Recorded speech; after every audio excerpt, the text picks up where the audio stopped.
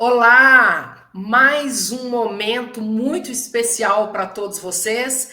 Hoje, notícias quentíssimas de Israel, atualizadas, notícias que vão colocar você por dentro de tudo que está acontecendo em Israel, Oriente Médio. Vamos falar sobre esse possível acordo entre os Estados Unidos, Donald Trump, e o Irã. Haverá paz no Oriente Médio. Vamos falar sobre a situação dos reféns, vamos falar sobre Gaza, o avanço do exército de Israel em Gaza, e ninguém melhor do que um jornalista que está lá dentro, vendo tudo, acompanhando tudo, um jornalista de credibilidade que vai trazer para a gente todas as informações. Tudo bem, Michel? Michel é o jornalista que hoje vai nos atualizar. Tudo bem com você? Tudo bem, pastora? Bom dia, boa tarde, boa noite para todo mundo. Estamos aqui em Israel no feriado, né, da Páscoa Judaica, também no domingo que inicia a Semana Santa para os cristãos. Só que, apesar de ser um feriado, as atividades continuam. Hoje, o Exército de Israel acabou de anunciar que nas últimas 24 horas atacou mais de 90 alvos do Hamas na faixa de Gaza. Então, atividade bem intensa na faixa de Gaza, atividade diplomática também, Estados Unidos e o Irã debatendo, atividades também dentro de Israel, na política israelense, com a oposição trabalhando duro também contra o governo de Benjamin Netanyahu. Enfim, aqui as coisas nunca são mornas, né, pastor? Aqui sempre tem Aí é notícia quente, né? quente. Tudo quente aí. Temperatura máxima, né? Mas, Exato. Michel, vamos começar então, como eu falei. Eu queria que você atualizasse sobre os reféns. Ontem eu vi uma imagem que eu até poderia colocar aqui, mas eu não baixei, então, mas está no meu canal. Todo mundo pode ir nos shorts do meu canal, que vocês vão ver. Um hotel, ele fez uma mesa inteira com todos os 59 reféns que ainda continuam em Gaza, e dentre desses reféns existem vivos e existem mortos, e é uma coisa muito triste, porque não dá para saber o sofrimento das famílias. Eu queria que você falasse sobre os reféns. Avançou alguma negociação para a libertação dos reféns? Porque quando a gente que está aqui, eu que sou uma defensora de Israel, por entender que Israel está no seu direito de se defender e não tem cabimento para uma guerra cruzar os braços com 59 pessoas lá. Se eu fosse uma das reféns, eu queria que estivessem lutando para me libertar. 59 reféns é muita gente, mas é muita gente, e a maioria, eu queria que você falasse também se são homens, a idade deles, quem são esses 59 reféns? Vocês têm o controle destas pessoas? São 59 pessoas, são homens, ainda são, porque na última fase, né, já foram libertados mais de 100 reféns nas duas tréguas entre Israel e o Hamas. Então agora são 59, só 24 a gente tem certeza que estão vivos, né? A maioria são homens, jovens, são soldados que foram levados no dia 7 de outubro, e também cidadãos de outros países também estão ainda com o Hamas. Então, são 24 que temos certeza que estão vivos, e aí 35 corpos. Não há um avanço num momento significativo nas negociações entre Israel e o Hamas. Israel vem apertando, vem aumentando a pressão militar em cima do Hamas. A gente viu algumas manifestações dentro da faixa de Gaza contra o Hamas, mas ainda nada foi suficiente para levar o grupo a uma negociação séria. Acontece que o Hamas ele tem as melhores cartas na mão. Ele tem os reféns, ele tem ainda uma estrutura muito grande dentro da faixa de Gaza, ele tem ainda 70% dos túneis, apesar de 1 ano e meio de bombardeios, da ação de Israel, 70% dos túneis do Hamas ainda estão intactos. Então, vamos dizer, o núcleo zero, o grupo mais, vamos dizer, radical, o grupo que realmente é o Hamas, ele ainda está praticamente intacto, consegue manter uma estrutura ainda de comando e disciplina. Tá certo, o Hamas perdeu mais de 20, 30 mil combatentes, mas já conseguiu também captar novos combatentes durante a guerra. O Hamas ainda não tem problema de dinheiro, o Hamas ainda consegue manter, porque controla ainda a ajuda humanitária que entra na faixa de Gaza, ainda é totalmente controlada pelo Hamas. O Hamas ainda consegue usar hospitais, instituições da ONU, os campos de refugiados, as áreas humanitárias ainda, o Hamas consegue usar para preparar ataques contra Israel e para se reorganizar. Enfim, e o Hamas, claro, ainda continua contando com o apoio de muitos países na comunidade internacional, de parte da imprensa. Então, a gente vê sempre aquela orquestra, né? Israel faz um ataque, afirma que conseguiu matar líderes ou conseguiu destruir parte da estrutura do Hamas, que estava se escondendo, por exemplo, em hospital. E aí a gente vê automaticamente parte da imprensa que não está comprometida com a verdade, soltando manchetes dizendo Israel ataca o hospital, como se a intenção de Israel fosse atacar o hospital por pura maldade. E aí os grupos, associações de defesa de direitos humanos automaticamente passam a criticar. Aí a comunidade internacional nas instituições, como a ONU, instituições de defesa de direitos humanos, automaticamente também passam a acreditar em Israel. Então, esse ciclo que a gente vê acontecendo desde o começo da guerra, ele leva a lugar nenhum, não leva nem à libertação de reféns, nem à melhora da situação da população na faixa de Gaza e nem a melhora da população em Israel. O que existe, sim, é uma situação muito mais tranquila, vamos dizer assim, para as comunidades e as cidades israelenses ao redor da faixa de Gaza. O Hamas quase não tem mais capacidade de disparo, uma vez por mês, 2 vezes por mês consegue soltar algum tipo de morteiro, mas nada significativo. E, ao mesmo tempo, Israel e o Hamas continuam também tentando pela via diplomática. Na semana passada, saíram delegações para debater. O presidente dos Estados Unidos, o Donald Trump, disse que deu uma bronca praticamente a semana passada, né, no premier de Israel, Benjamin Netanyahu, disse como é que Israel saiu da faixa de Gaza e por que Israel não termina logo esse assunto. Acontece que o Hamas tem toda essa estrutura e os reféns nas mãos. Quanto mais Israel pressionar militarmente, também coloca a vida dos reféns em risco. Então, é um dilema, é uma situação muito difícil para Israel. Ao mesmo tempo, precisa atacar, precisa fazer uma pressão militar, precisa manter a diplomacia também aberta, porque é uma forma. Se ceder a tudo o que o Hamas pede, o Hamas vai voltar a ter a força que tinha antes do início da guerra.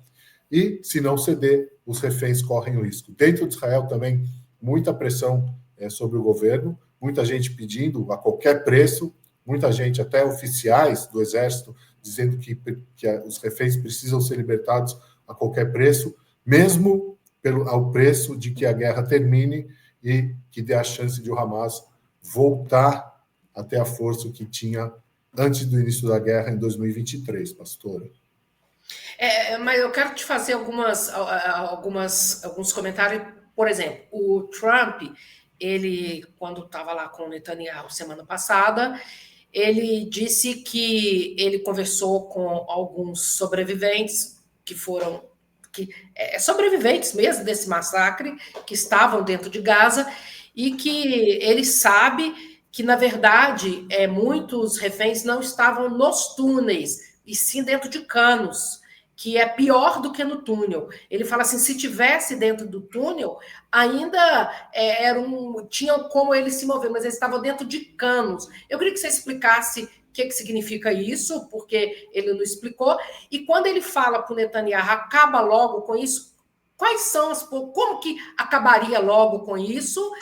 E tipo assim, e o exército está avançando para fazer um cerco dentro de Gaza.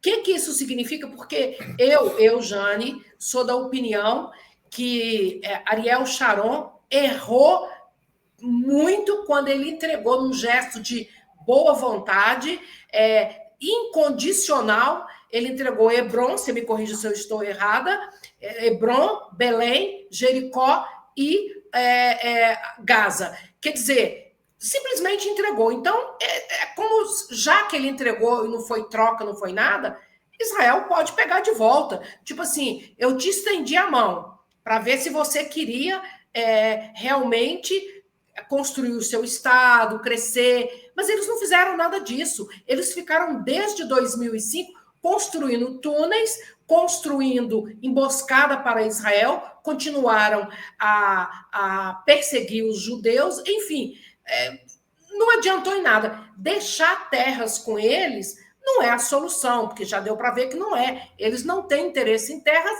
e, na minha opinião, falando politicamente, eles não têm um líder. Porque você tem que ter um líder para tudo. Um líder, ainda que não seja aquele líder perfeito, mas alguém que vai dizer, não, peraí, nós vamos construir hospitais, vamos verificar o saneamento, vamos dar escolas justas, vamos formar médicos, vamos formar advogados, vamos formar psicólogos. Não, eles só pensam em fazer o mal a Israel. Acho que eles dormem pensando, tanto que em 2018, eu estava aí na fronteira com a jornalista Débora,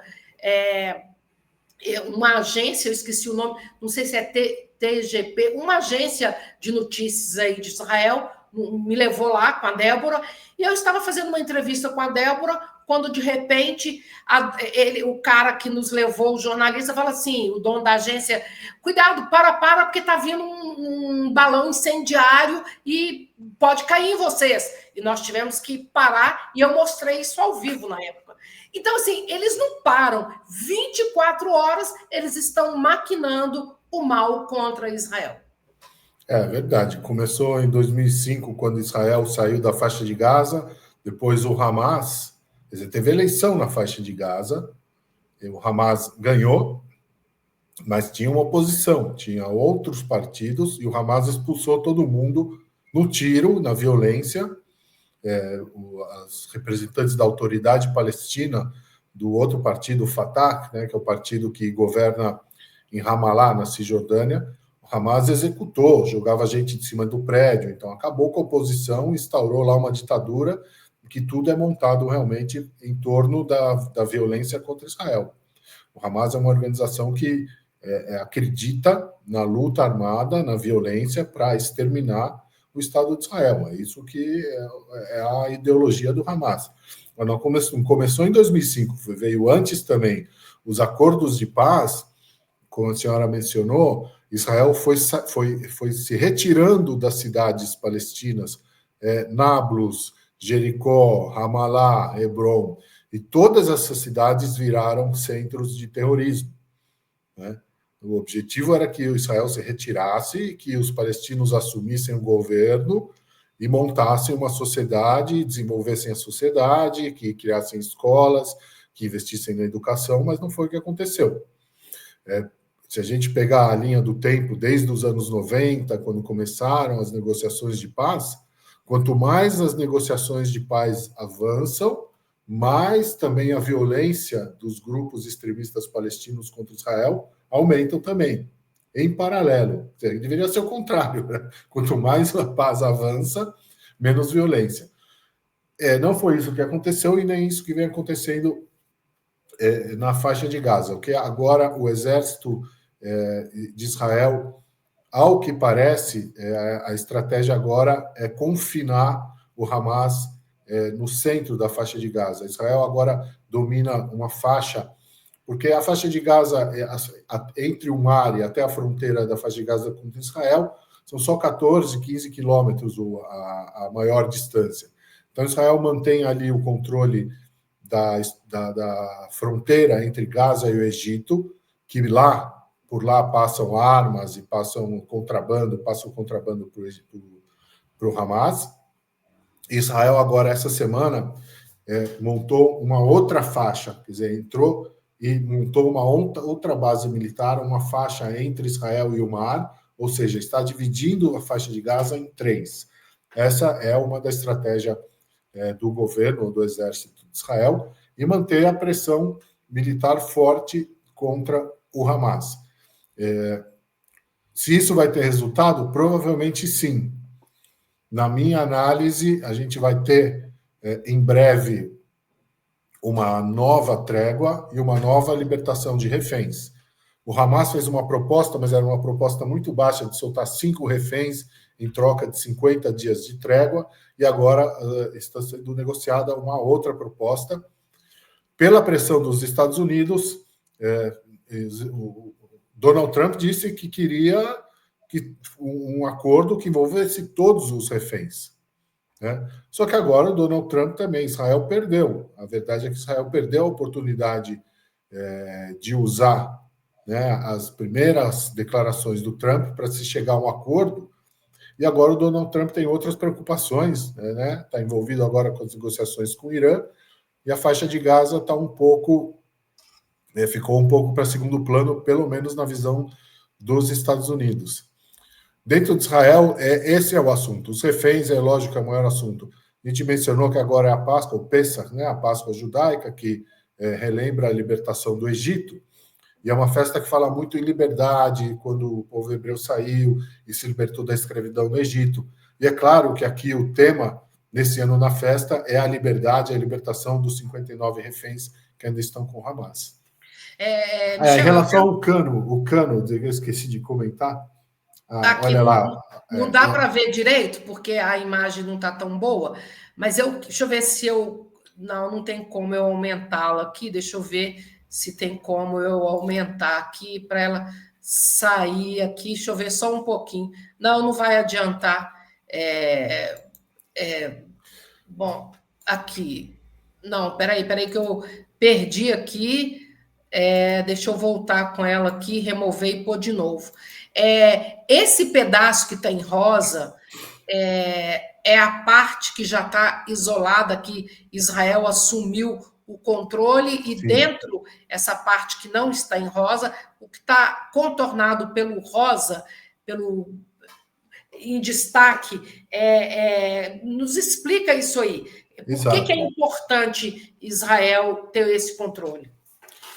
Porque o que Israel controla, o que Israel está demonstrando agora, Israel tem o controle também civil na faixa de Gaza. Israel controla também a movimentação da população. Então, o Hamas ainda tem muita estrutura no norte, na faixa de Gaza, e na região central, né, onde fica a cidade de Gaza, onde o exército de Israel praticamente não entrou nessa guerra inteira. Então, agora, segurando essa faixa de território, Israel segura 3 faixas de território como essa, são corredores, né, o que se diz eixo Morag, são corredores entre o território israelense e o mar, né, dentro da faixa de Gaza. Então, com isso, Israel consegue, primeiro, controlar a movimentação dentro da faixa de Gaza dos civis. Segundo, consegue também controlar a movimentação de terroristas, porque o que vem acontecendo, Israel entra em uma região,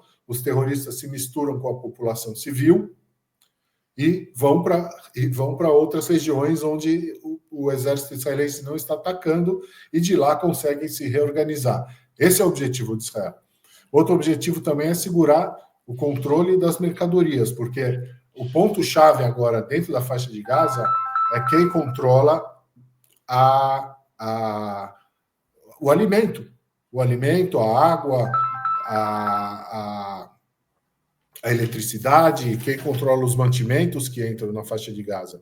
Porque esse é o ponto-chave, isso que dá a vida ao Hamas, o controle das mercadorias, porque o Hamas consegue ter dinheiro, o Hamas consegue ter o controle da população, né? E agora, essa semana também, a gente ficou sabendo que, para montar todo esse plano contra Israel, o Hamas recebeu do Irã mais ou menos 500 milhões de dólares. Isso aí dá, vezes 6, dá mais de 3 bilhões de reais. Então, vocês imaginam, durante 20 anos, montar uma estrutura com um orçamento praticamente também ilimitado, o que o Hamas conseguiu montar dentro da faixa de Gaza é um absurdo, né? Foge um pouco da nossa dimensão. É uma faixa de terra de 40 quilômetros, de extensão, de norte a sul, por 14 quilômetros de leste a oeste, e um grupo que conseguiu se armar, e a gente está sabendo agora que, em mais de 1 ano e meio de guerra, o Hamas ainda tem 70% da estrutura subterrânea, que são os túneis, os esconderijos, esses canos, né? Tem as tubulações. Então, tudo que foi passado para o Hamas com objetivos de montar uma estrutura civil foi montado, foi utilizado como estrutura militar. Michel, nem, tipo assim, é um assunto, uma coisa que veio na minha cabeça agora, e eu já tive vontade de perguntar isso para a Débora, nunca perguntei, vou perguntar para você. É o seguinte, o Egito contribuiu demais com o Hamas e o Egito tinha conhecimento de todo esse plano, com certeza, antes do dia 7. Ele sabia que isso ia acontecer. E aí, a minha dúvida é o seguinte, há informações que a gente pode ver também pelo satélite, que o Egito tem colocado seu armamento de guerra muito próximo da fronteira, tipo assim, que era proibido, que fazia parte do acordo, que é uma área que não poderia estar, vamos dizer assim, ali ocupada pelo Egito, é uma área de paz, e o Egito está avançando, avançando, avançando, Israel está fazendo vistas grossas, Israel não está prestando atenção nisso, como não prestou atenção no que ia acontecer no dia 7. Qual a situação disso e o perigo que isso pode colocar Israel numa situação, e aquilo tudo que eles pensam é o seguinte, o nosso perigo está só dentro de Gaza, e de repente o perigo vir através do Egito. Tem um acordo de paz, mas isso, ter acordo de paz com países árabes, pode representar nada a qualquer momento. É verdade. O Egito vem colocando forças militares ali perto do deserto, perto da fronteira com Israel, perto da fronteira de Gaza. Isso começou alguns anos atrás com a concordância. Israel concordou, porque Israel e o Egito têm um acordo de paz que foi assinado em 1979 e que ele prevê a desmilitarização do deserto do Sinai, que é a região entre Israel e o Egito. Mas, nos anos 2000, no início dos anos 2000, até 2010, começou a ter a formação de grupos do Estado Islâmico, Al-Qaeda, ali no deserto, dentro do Egito. Então, Israel concordou que o Egito movimentasse algumas forças militares para combater esses grupos extremistas que estavam se formando lá na região, uma região montanhosa, região muito difícil. Mas, e depois, com a guerra em Gaza, o Egito também começou a movimentar tropas para impedir que os palestinos fugissem da faixa de Gaza e entrassem no território do Egito. Porque a faixa de Gaza ela era do Egito até 1967. Quando Israel foi criado em 1948, a faixa de Gaza ficou com o Egito. Israel conquistou a faixa de Gaza em 1967. Então, os palestinos da faixa de Gaza tem muitos refugiados que vieram de dentro de Israel, mas tem muitos que eles têm ligação com as cidades do lado do Egito, né? Que eles têm as raízes no Egito. Então, o Egito colocou tropas ali para evitar que muita gente fugisse da faixa de Gaza para o Egito. Agora, acontece que isso foi exagerado e, assim, as mensagens dentro do Egito são muito claras. Nós vamos novamente atacar Israel, Israel é o nosso inimigo, assim, mensagem até de oficiais do exército, aqueles treinamentos que a gente vê pisando com a bandeira de Israel, e eles angariando também aquelas tropas de beduínos com cavalos, com jipes, aliás, pelotões inteiros, com centenas de jipes brancos, iguais àqueles que o Hamas usou no 7 de outubro, com a mensagem clara, nós estamos aqui para invadir Israel. Isso é uma coisa muito séria, porque as mensagens que vêm de Israel são todas assim, não, o Egito não vai atacar, não tem perigo nenhum, imagina, isso não pode acontecer. Exatamente como foi dito sobre o Hamas antes do ataque de 7 de outubro. Então, o Egito tem capacidade e tem a motivação para atacar Israel. Israel, a princípio, não está fazendo nada em relação a isso, não fez reclamações internacionais, nas comunidades internacionais. O Egito recebe muita ajuda dos Estados Unidos também em dinheiro e também em equipamento militar. É um problema, é uma preocupação em Israel. Israel ainda não começou a se movimentar em relação a isso. Além do Egito, existe uma outra preocupação com Israel em relação à Turquia, porque a Turquia também faz declarações muito duras contra Israel, dizendo que vai atacar. O presidente turco Erdogan faz muitas acusações contra Israel de genocida, de Estado terrorista, e a Turquia está tentando estabelecer uma presença militar também dentro da Síria, que também faz fronteira com Israel. A Síria que teve uma revolução, né? O presidente foi deposto, fugiu, e quem assumiu o governo na Síria um grupo extremista terrorista. Só que a Rússia, que também apoiava o presidente da Síria, saiu. Então ficou um espaço vazio, né? Não tem um grande país, uma grande potência agora dentro da Síria, e a Turquia, que está querendo ocupar esse espaço, e para Israel não é um bom negócio ter a Turquia, que é um país forte também, tem um exército forte, um país grande, um país rico, pelo menos militarmente. Não é um bom negócio para Israel ter a Turquia se estabelecendo nas fronteiras israelenses. Nessa semana, Israel e Turquia conversaram, fizeram mais ou menos um acordo dizendo, olha, vocês não coloquem muito equipamento, que nós não vamos atacar vocês, Israel não ataca a Turquia não ataca Israel. Mas é um ponto de atrito, é um ponto que pode acontecer, qualquer descuido, qualquer erro pode piorar a situação. Então, nas fronteiras de Israel, o Egito e a Turquia são preocupações. É claro que Israel tem muito mais força militar e muito mais capacidade militar do que o Egito e que a Turquia também.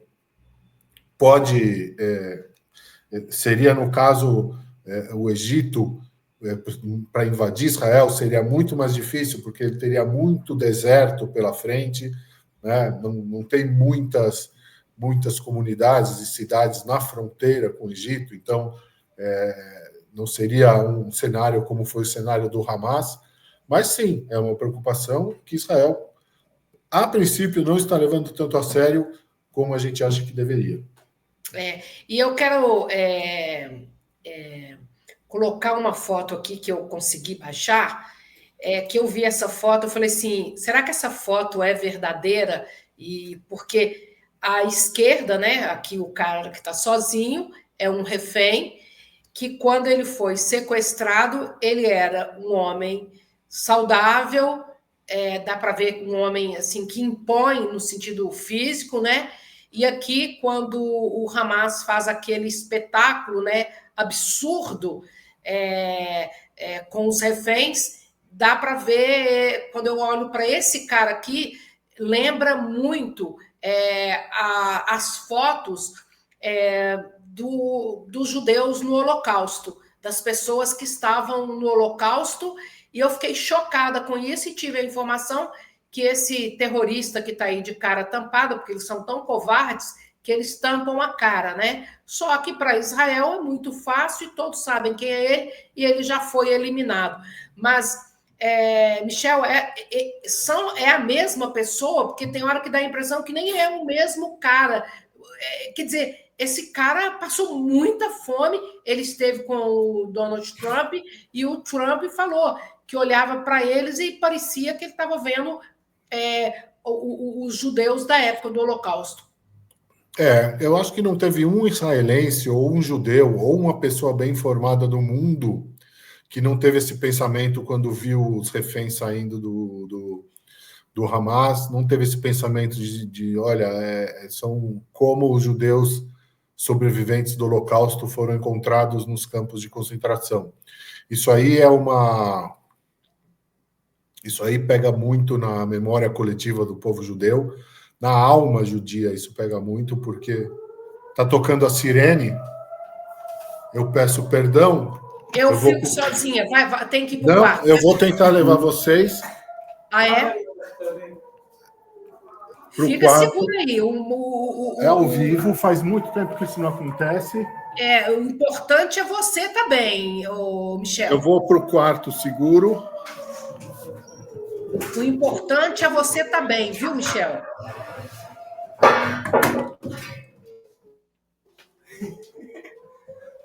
Faz muito tempo que isso não acontece. Vamos fechar aqui a janela, olha. Aqui é a janela de concreto, é de metal. Bom? E aqui eu vou fechar de vidro reforçado. Sua família está aí dentro, tá? Também? Vocês conseguem ouvir a sirene? Estamos ouvindo, mas fecha, por favor, fecha.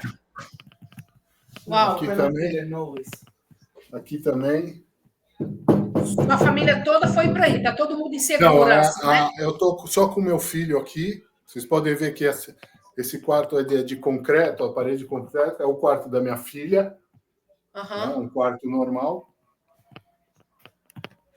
E eu estou só com meu filho aqui, minha esposa e minha filha estão na casa da minha cunhada, eles também estão seguros lá.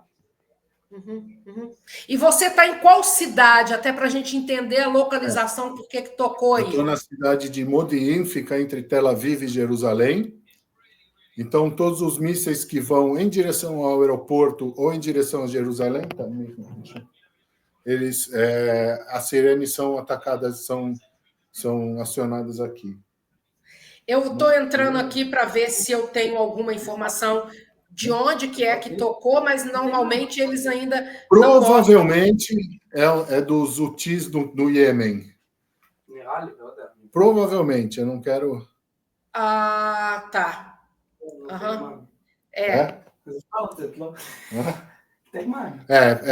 Está confirmando aqui, vem dos Houthis no Iêmen. O Iêmen, que também vem sendo atacado pelos Estados Unidos, mas eles conseguem, de vez em quando, jogar um míssil para cá. A orientação agora é ficar 10 minutos, porque se tiver algum destroço Israel consegue destruir esses mísseis no ar antes que eles cheguem no espaço aéreo israelense. Mas por uma precaução, uma situação de precaução, de segurança, a orientação da Defesa Civil é para a gente ficar 10 minutos, mais alguns minutos aqui dentro, mas eu já vou... Fica aí os 10 minutos. Não, já está tudo bem. Você acha que está tudo bem? Sim. Gente, vocês estão, para quem está chegando agora, o Michel, estávamos aqui na live e as sirenes começaram a tocar, ele já confirmou que diria míssil balístico do Iêmen, ele está confirmando ali. Sim. Né? E ele confirmação agora da mensagem do porta-voz do exército israelense de que foi um míssil que veio do Iêmen e os detalhes estão sendo estudados. Só um míssil só. E ele deve ter entrado dentro do território de Israel, né? Porque quando eles abatem antes, eles nem tocam a sirene, né? O que acontece... Deixa eu ver se já tem. Nossa, é muito difícil, eu vou te falar. Eu que estou aqui, eu fiquei tensa no momento que eu ouvi a sirene, né? Não é fácil e não é fácil, quer dizer, em plena Páscoa, em pleno feriado judaico, o Iêmen fazendo isso e, tipo assim, realmente para atormentar Israel, para trazer pânico no meio da população, enfim. O último havia sido no dia 30, quer dizer, há 13 dias atrás. E, realmente, o Iêmen sabe que Israel tem a capacidade total de se defender e que a consequência desse disparo ele é muito mais psicológica, é muito mais na moral do povo do que realmente um perigo físico de atingir alguma coisa aqui.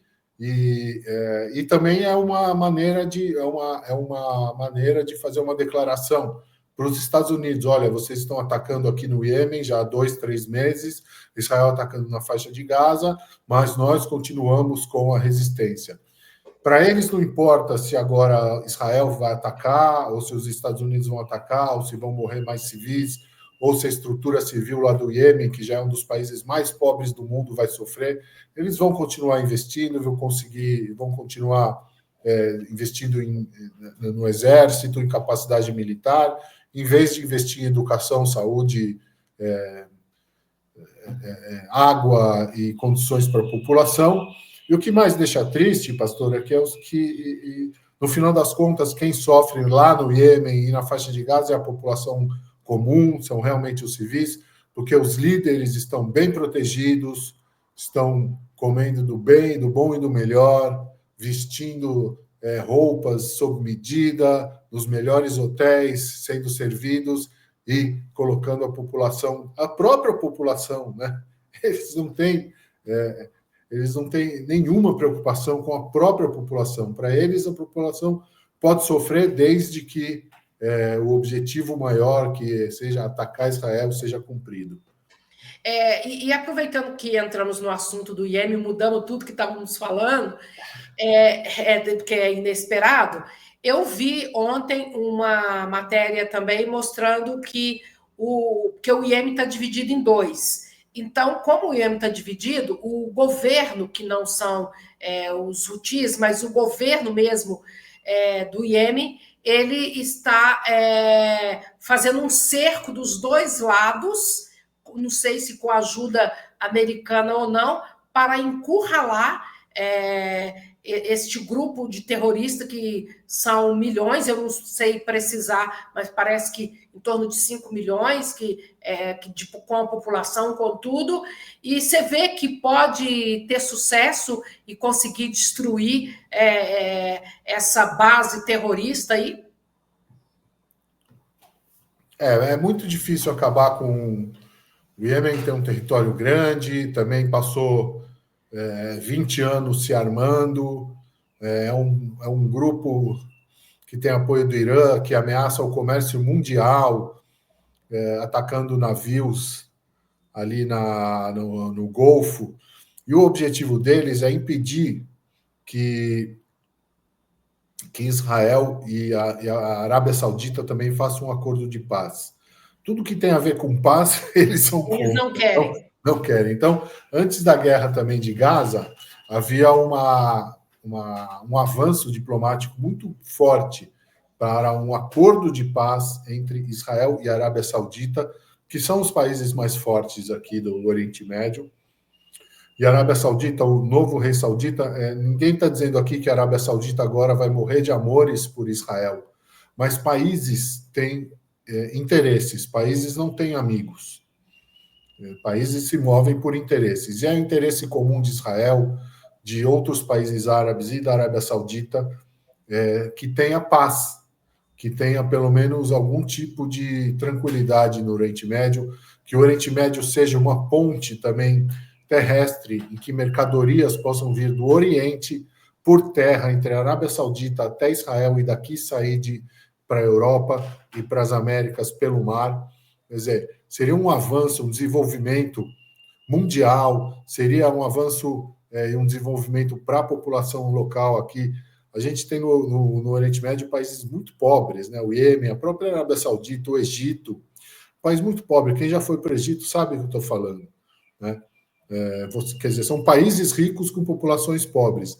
E incomoda, porque Israel é um país novo, em que existe pobreza, mas não há comparação o avanço e o desenvolvimento que existe em Israel em relação a outros países do Oriente Médio. Então, esses grupos extremistas morrem de medo que haja algum tipo de acordo, algum tipo de paz, porque eles perdem o sentido de existir, né? Eles perdem o sentido de existência. E o Irã, o que o Irã que está por trás de tudo isso é o Irã. Esse míssil que agora a gente ouviu a sirene é o Irã. na verdade. A gente fala que veio do Iêmen, mas quem controla é o Irã, o Hamas também. Quem controla é o Irã. O Irã ainda tem um sonho de restabelecer um grande império mundial xiita, né, de ideologia extremista. Então não é só Israel, não é só Estados Unidos, não é só as pessoas, a gente fala pessoas de bem no Brasil ou na Europa, mas são pessoas que todo mundo que tem um pouco de consciência, que queira, que acredita que eu não estou falando, pastora, em paz, aquela paz idílica, que todos viveremos, tudo será lindo. Não, não é isso. Isso não vai acontecer de uma hora para outra, isso não vai acontecer, é muito difícil. Mas se a gente conseguir eliminar essas ideologias nefastas, e que para isso, infelizmente, a guerra é uma das ferramentas, infelizmente, e é muito triste isso. Se a gente não conseguir eliminar tudo isso, aí a gente não vai. Se conseguirmos eliminar pelo menos parte de todas essas ideologias nefastas e absurdas no Oriente Médio e ao redor do mundo, a gente pode ter um grande avanço num curto espaço de tempo. Uhum. Michel, vou só fazer Fiz um discurso político agora. Eu não sou candidato a nada, mas. Não, e poderia ser um candidato, por que não? Inclusive, aqui no Brasil, eu vi a matéria de que a prefeitura de São Paulo teve assim um momento de lucidez, o prefeito, e cancelou uma manifestação que ia haver em São Paulo pela esquerda e apoiadores do Hamas pedindo o fim do Estado de Israel. Quer dizer, o que o Brasil tem a ver com Israel no sentido de pedir o fim de um Estado, tudo isso por causa de ideologia. Mas eu não quero me focar nesse assunto, ainda bem que foi resolvido, mas um outro assunto que eu queria que você comentasse, que ficando ainda dentro do Irã, é que ontem, né, sábado, teve, parece que uma reunião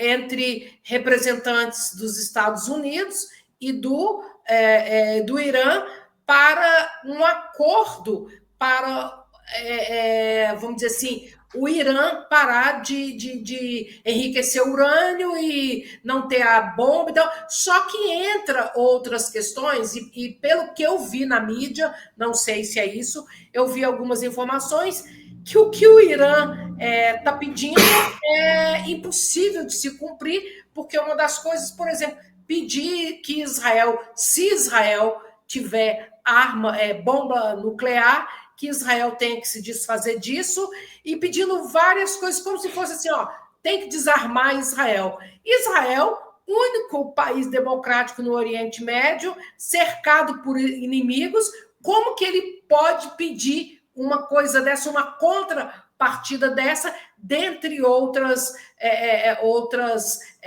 pedidos absurdos, como sair totalmente da faixa de Gaza, parar de se defender do Hamas, deixar o Hamas no poder, enfim. Parece que se o Donald Trump, com todo respeito ao presidente americano, estiver levando isso a sério, eu vou dizer que eu, numa mesa dessa, eu levantaria e deixava eles falando sozinho.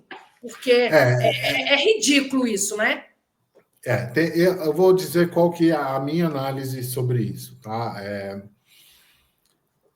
Ao que tudo indica, é a última chance que o Trump está dando para o Irã. Porque a gente sabe que as mensagens que foram levadas aos líderes iranianos dessa vez foram muito fortes.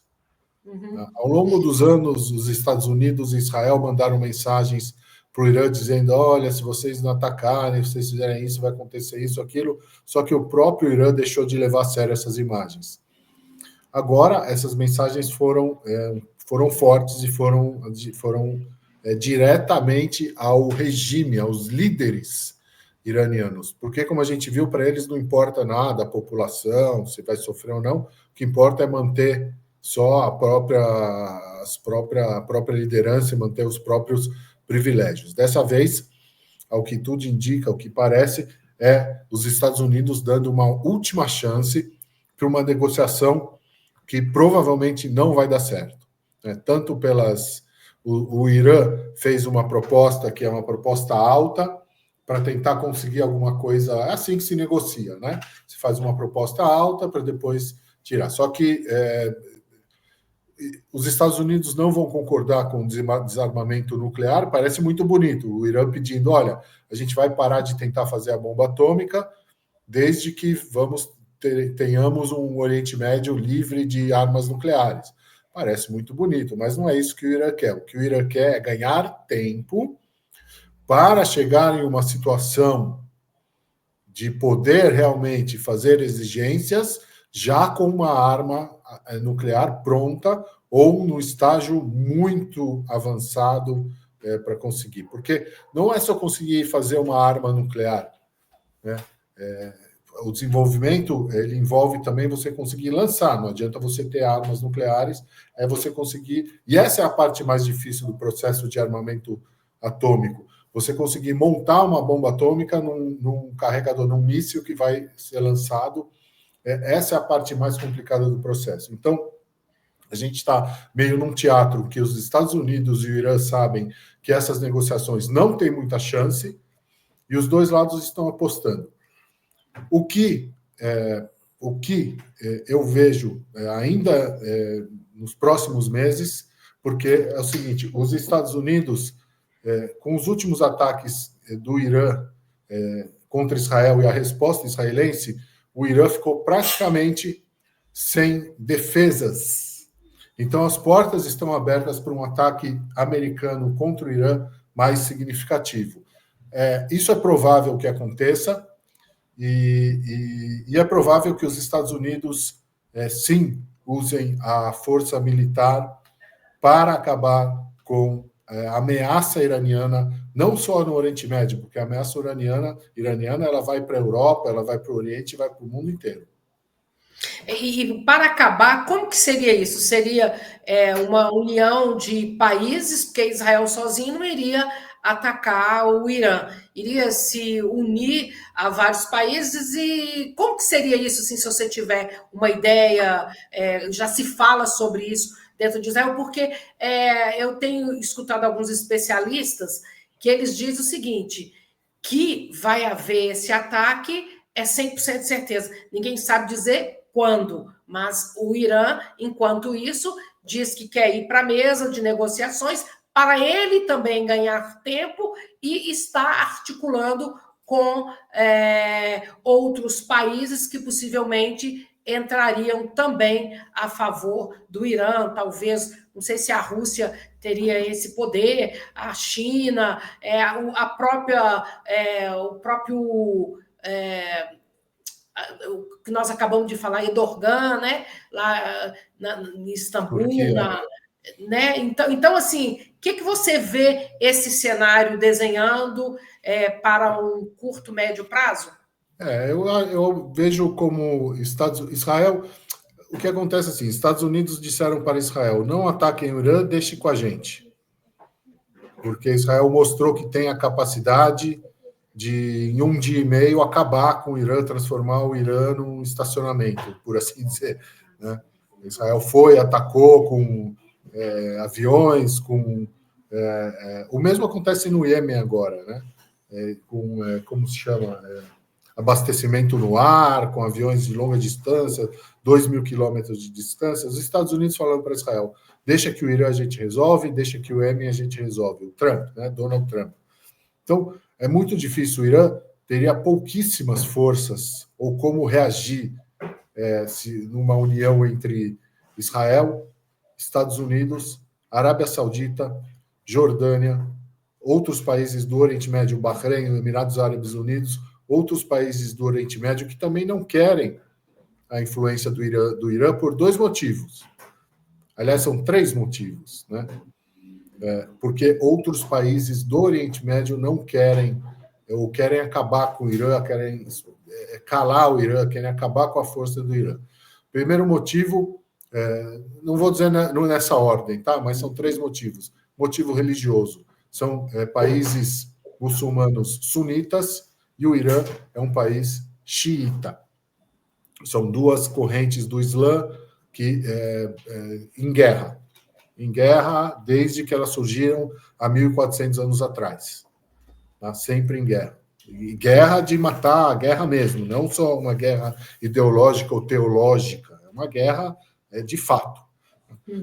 Segundo motivo, são países árabes contra o Irã. O Irã não é um país árabe, é um país iraniano, um país persa, e árabes e persas são duas etnias ou dois grupos que disputam também o poder no Oriente Médio. Então, os países árabes sunitas contra o país persa xiita. E o terceiro motivo, lógico, que é um motivo de influência e um motivo de dominância econômica e política no Oriente Médio, a disputa pelo poder. Então, é muito difícil que o Irã tenha algum tipo de força. A Rússia pode dar algum tipo de apoio, mandar algum equipamento, mas a Rússia está preocupada com a guerra na Ucrânia. A China está muito feliz com a dominância econômica, por enquanto, e enquanto os outros países em guerras ativas, a China tem tempo de se desenvolver militarmente. Então, a China agora, vamos dizer, está assistindo tudo de camarote, né? Vocês ficam guerreando aqui, a gente aqui vai dominando o comércio mundial e vai desenvolvendo nosso setor militar, vocês podem aí se preocupar, vocês se preocupem com a guerra. Então, o Irã, eu vi uma análise essa semana de um acadêmico israelense dizendo assim, o Irã tem muito pouca força real militar. Então, o que ele tem? Ele tem a ameaça. Ele só ameaça. Todos os dias a gente vê declarações de iranianos contra Israel, contra a Jordânia. Essa semana, o ministro do exterior iraniano disse que qualquer país que fornecer o espaço aéreo para os Estados Unidos nos atacarem vai pagar um preço alto, vai sofrer as consequências. Só um minuto. Então, num caso de um ataque coordenado pelos Estados Unidos contra o Irã, a capacidade de reação iraniana vai ser muito, muito, muito baixa. Pode tentar lançar alguns mísseis contra Israel, mas a gente lembra que hoje, dia 13, faz um ano daquele grande ataque iraniano contra Israel, foram mais de 300 mísseis foram mais de 300 mísseis e drones lançados contra Israel a partir do Irã, nenhum caiu dentro de Israel. Todos foram interceptados fora de Israel. Caiu um pedaço no deserto, que era um destroço. Então, foram mais de 300 artefatos. Nenhum atingiu algum local importante de Israel. Caiu um pedaço no sul de Israel, no meio do deserto.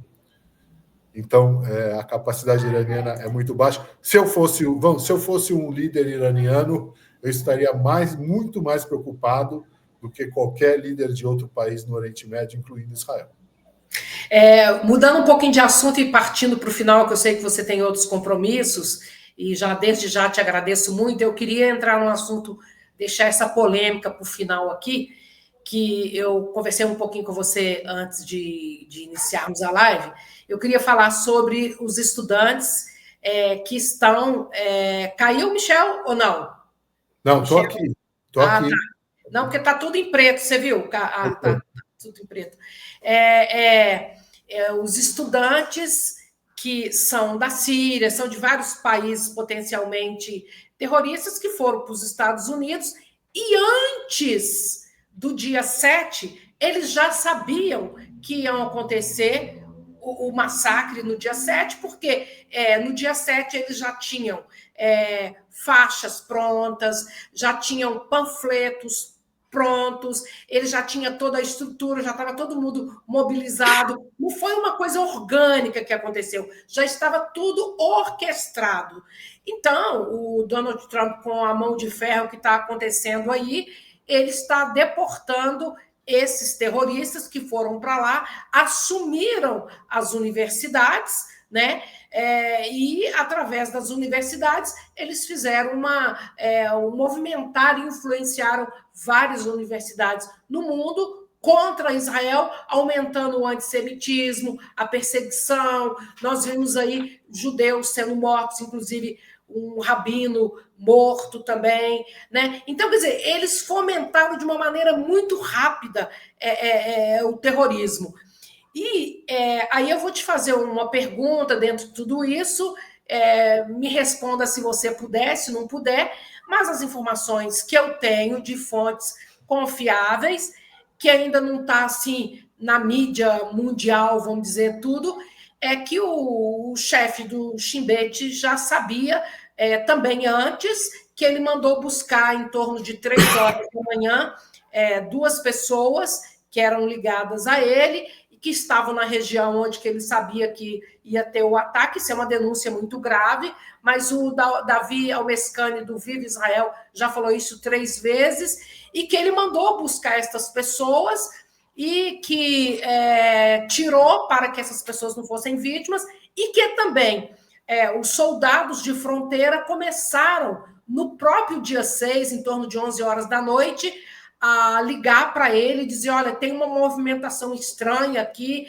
eles estão com muito jipes, com tem uma multidão aqui, tem alguma coisa estranha, eles vão invadir Israel. Enfim, o que a gente sabe que o dia que aconteceu, Michel, já para te passar, eu liguei para a jornalista Débora, que está sempre aqui no canal comigo, e ela estava assim, e eu dizia para ela assim, Débora, eu não sou especialista, mas leiga no assunto, eu vou dizer o que eu estou vendo, a quantidade de coisas que eu estou vendo que está acontecendo. Eu vou te dizer uma coisa, alguém de Israel facilitou, alguém de Israel fez vistas grossas, e esse negócio, tipo assim, no mesmo momento deu pane em todas as comunicações também de Israel, ninguém conseguia se comunicar.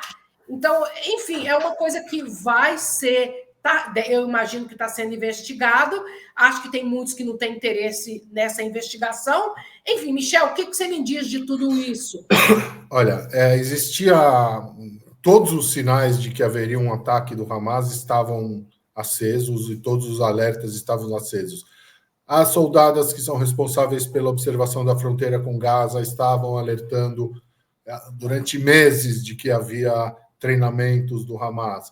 As manifestações que o Hamas vinha fazendo na fronteira todas as semanas, as declarações do Hamas. Havia um rapaz que morava numa cidade do lado de Gaza, perto da fronteira com Gaza. Ele era uma espécie de radioamador, ele tinha um equipamento de comunicação e que ele interceptou conversas de líderes do Hamas. Ele levou para a polícia, o que aconteceu? Ele teve o equipamento confiscado. O chefe da inteligência militar foi acordado no meio da noite, entre 6 e 7 de outubro, dizendo, olha, temos sinais de que haverá uma invasão. Ele disse, não, isso não é importante, vamos falar depois, não pode ser. A classe política de Israel estava convencida de que o Hamas não queria uma guerra porque havia desenvolvimento econômico. Os políticos israelenses estavam convencidos de que o Hamas, por ter recebido dinheiro da comunidade internacional, não estava interessado numa guerra porque estava se estabelecendo no poder.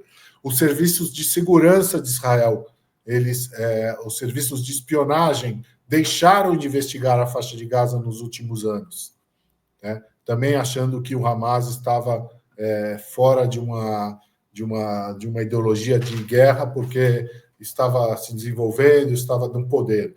Então, a justiça israelense proibia soldados de disparar contra manifestantes do Hamas na fronteira, dizendo que se eles não tivessem armados, eles eram civis, então eles não poderiam ser atingidos. Quer dizer, então, toda a estrutura de Israel adormeceu, né? A política, o jurídico, os militares, os serviços de espionagem, todo mundo adormeceu de uma maneira que é inexplicável. E por ser inexplicável, a Força Aérea, Jenny, no dia 7 de outubro de manhã, a Força Aérea demorou 4 horas para reagir.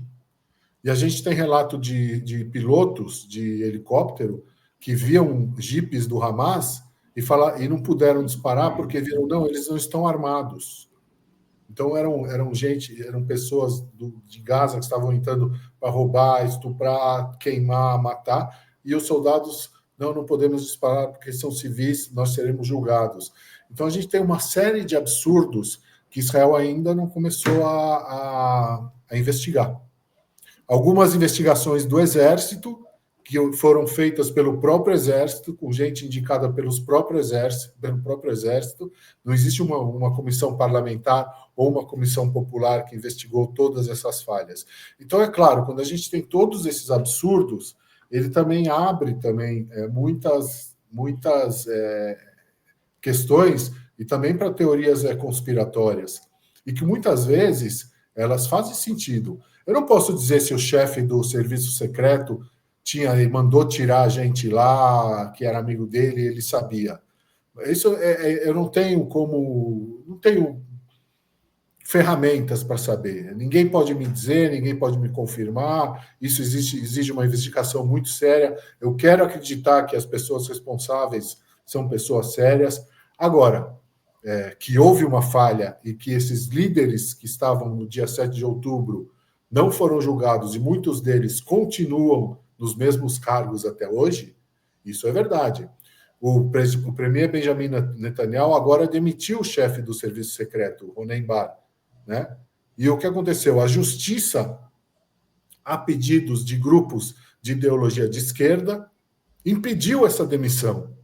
Eles apelaram na Suprema Corte israelense, a Suprema Corte suspendeu a demissão. Quer dizer, como é que pode um primeiro-ministro, que ele é a autoridade maior, demitiu o chefe do serviço secreto, que está subordinado às ordens do primeiro-ministro, e a justiça, em nome de uma ideologia ou em nome de uma causa política contra o primeiro-ministro, suspende essa demissão. Muito parecido com o que acontece no Brasil, inclusive. Então, tem muitas questões abertas em relação ao 7 de outubro, e eu costumo dizer que essa vai ser a guerra verdadeira de Israel, porque a dor, os inimigos externos, tudo isso a gente já esperava do Hamas, né? Ou já era de se esperar dos inimigos extremistas de Israel. Agora, as falhas dentro de Israel, eu acho que isso é o que vai doer mais quando a verdade começar a aparecer. E para Israel, eu queria contar a história de um prefeito de uma cidade de 100 mil habitantes ali perto da fronteira de Gaza. Ele contou isso numa palestra dele, dizendo o seguinte, que 7 horas da manhã, por volta das 7 da manhã, já tinha terrorista na cidade dele, né, no dia 7 de outubro, e ele ligou para o ministro da Defesa diretamente. Ministro, no celular do ministro da Defesa, ministro, tem terrorista aqui na minha cidade. Ele ainda, lógico, não sabia da dimensão do que estava acontecendo. Uhum. E o ministro respondeu para ele, não se preocupa, prefeito, eu vou tomar providências. 1h30 depois, 8h30 da manhã, o prefeito liga de novo, ministro, o negócio está piorando, tem mais terroristas, estão entrando nas casas, matando as pessoas. Não se preocupa, prefeito, a gente vai tomar providência. As primeiras tropas só chegaram nessa cidade a 12h30. O negócio começou às 7 da manhã, só 12h30. Tem kibbutz, cidade na fronteira com Israel, em que os soldados não chegaram até às 5 da tarde. Começou às 7 da manhã. Tem locais, como um kibbutz grande, Beeri, em que os soldados... Havia tanta confusão que os soldados, tinha dezenas de soldados na porta da comunidade e eles não entraram porque ninguém sabia o que estava acontecendo. Então, eu acho que é isso. Eu não posso dizer se houve uma conspiração para que isso acontecesse, mas o que eu posso dizer é, sim, que, infelizmente, tem gente dentro de Israel, movido por ideologia, que prefere... O que eu vou falar é muito sério e assim, que não se importa de verdade com a dor dos reféns, ou com a dor das famílias dos reféns, ou com a dor das famílias que foram massacradas no dia 7 de outubro. Elas se importam mais em derrubar o governo para poder tomar o poder. Isso sim é algo que acontece, e quando todas as histórias reais do que aconteceu no 7 de outubro, quando Israel ainda não começou, quando Israel começar a descobrir e a debater todas essas histórias e os responsáveis começarem a ser apontados e começarem a ser cobrados e punidos, eu acho que aí sim vai ser a verdadeira batalha de Israel, porque a força do país de Israel não está na defesa contra os inimigos internos. E é isso que o Hamas fez muito bem, ligando agora com o que a senhora disse das manifestações ao mundo. O que o Hamas fez não foi foi físico, foi um ataque físico contra Israel também, mas foi principalmente um ataque espiritual, para romper a união do povo judeu, para humilhar o povo judeu ao redor do mundo, não só em Israel, nas universidades, na mídia, para humilhar e para romper a união, que é o que caracteriza o povo judeu. Então, eu espero que a verdade apareça e, por mais que doa, e que vai doer, os responsáveis sejam apontados, julgados e punidos. Michel, excelente explicação. É bom que você, como se diz, está sendo isento e mostrando os fatos, que tem gente que quer esconder. E a verdade é dura, mas a gente tem que mostrar. E uma coisa que, já partindo para o encerramento, que eu acho que está prejudicando a Europa, na verdade, o mundo todo, e até dentro das famílias, dentro de casa, dentro da nossa casa, quando nós adotamos o politicamente correto.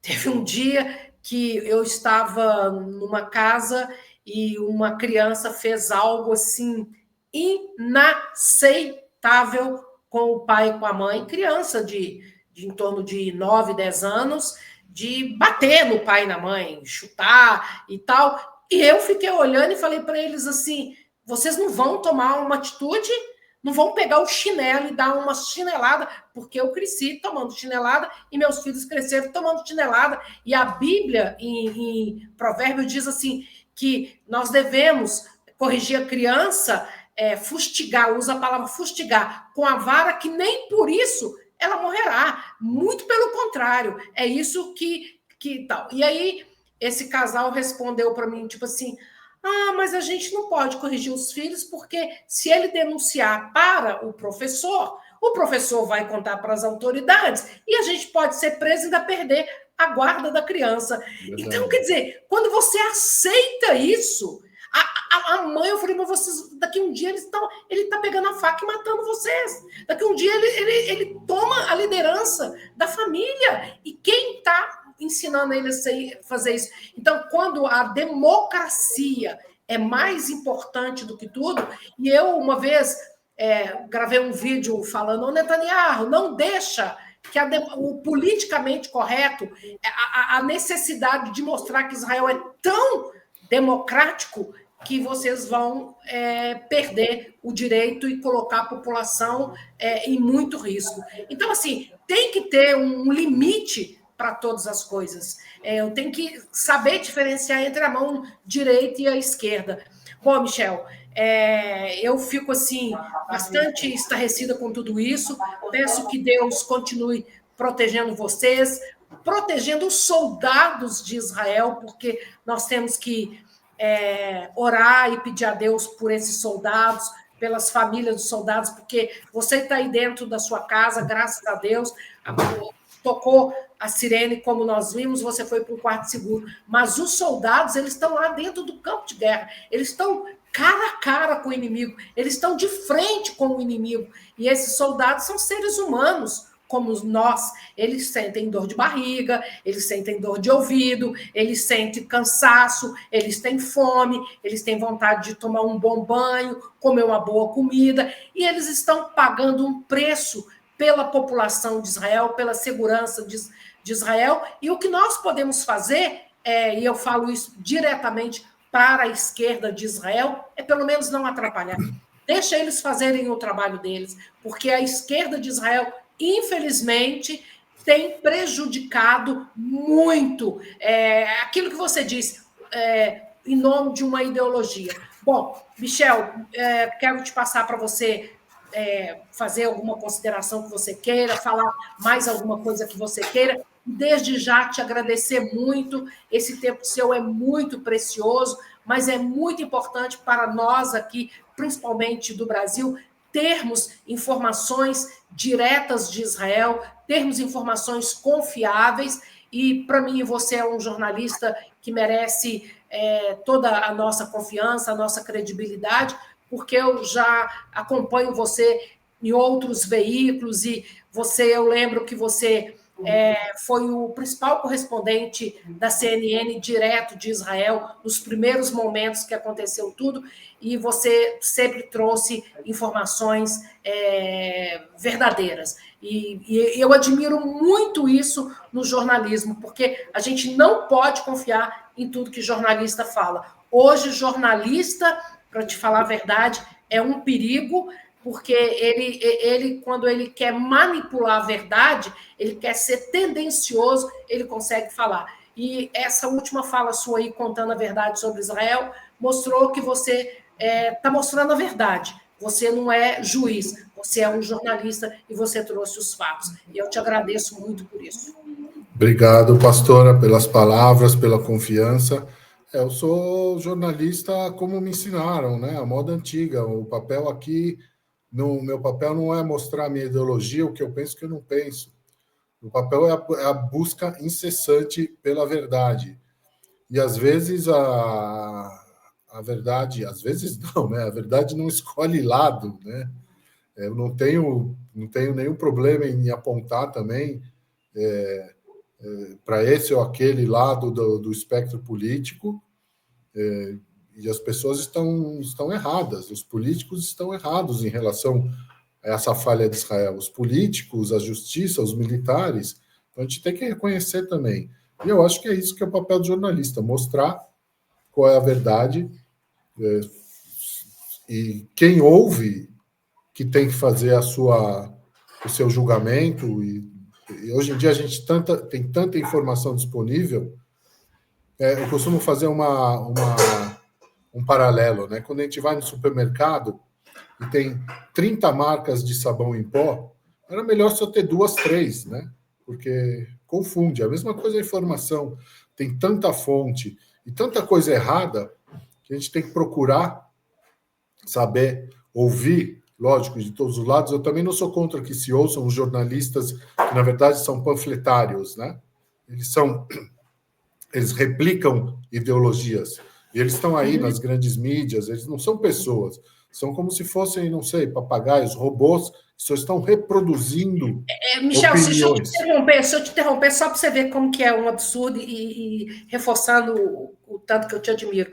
Eu, em 2000, agora eu já não sei mais se foi 2021 ou 2000, quando teve a CPI da Covid aqui no Brasil, eu fui assessorar a doutora Nise Yamaguchi como assessora dela, dei todo o suporte e fiquei ali sentada ao lado dela o tempo todo, onde que ela estava ali dando o depoimento dela. E depois que terminou, não sei se vocês viram, mas o Brasil viu, se você viu especificamente, ela foi humilhada, pisada, cuspida. Era como se ela tivesse sido colocada em praça pública, porque a mídia hoje é isso, você expõe a pessoa. Eu fui pedir para falar com o presidente Omar Aziz, e ele aceitou, no intervalo, eu falar com ele.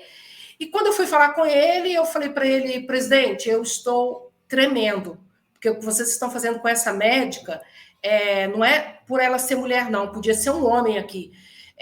Se vocês fizessem com um animal, vocês seriam presos por maltrato aos animais. Olha como que eu estou tremendo.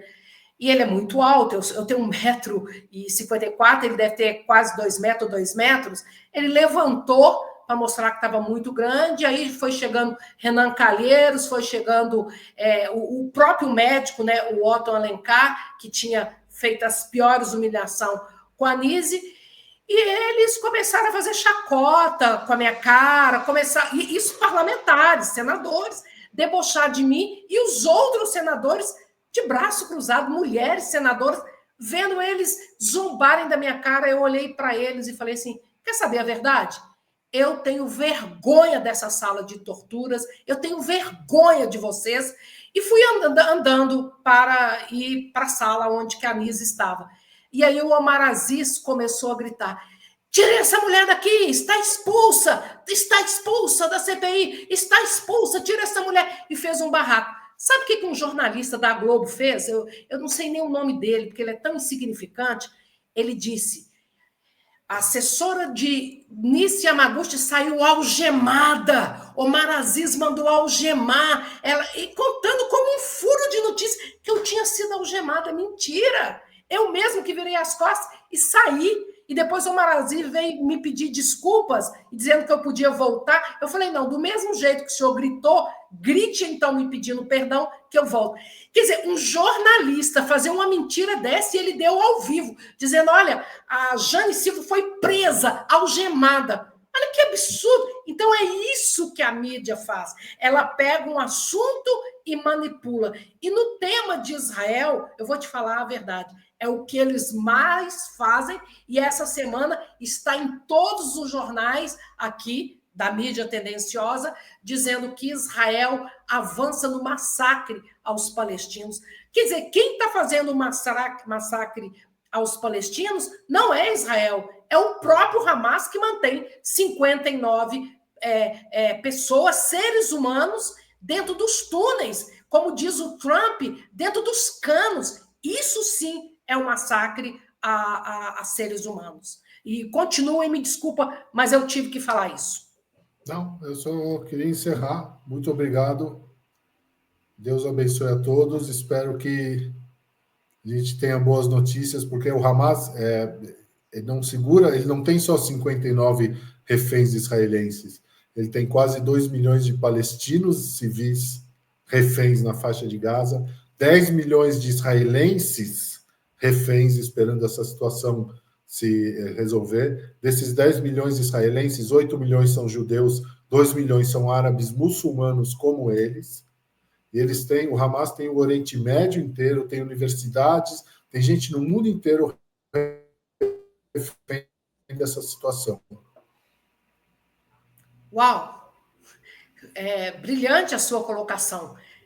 Dura de ouvir, mas realista, viu? Realista. Poxa, Michel, muito obrigada. Bom, chegamos mais um final de Notícias de Israel, direto de Israel.